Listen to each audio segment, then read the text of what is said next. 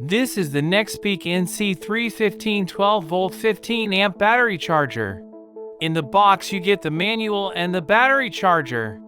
The back of the charger has a convenient cord storage box that you can put everything in it. There is a convenient go handle on it right there and a nice display up front. And there is also a little flip or feet like that you could pop out if you want.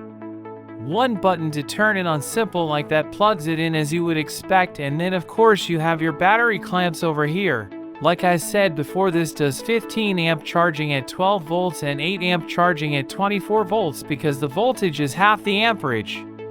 This has a 9-stage charging system built in. It's a smart charger that fast charging your batteries without reduce their life.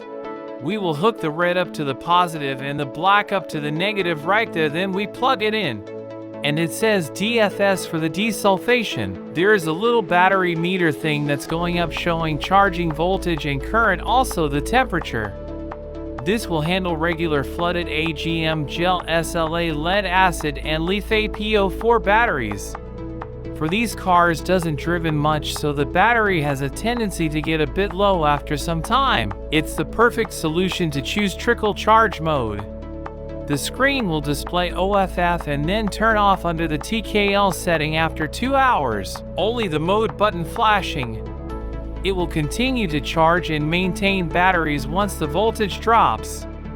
It also has a pulse repair function for batteries that are heavily degraded to help revive them back to life, also extend their cycle times.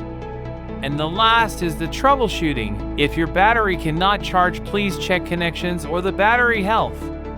And if you cannot change modes or the mode button was stuck, please unplug the charger, then try again because the mode button was locked by the charger if there is no operation within 25 seconds.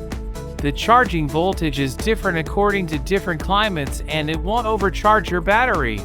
If you have any problem, please contact us for help.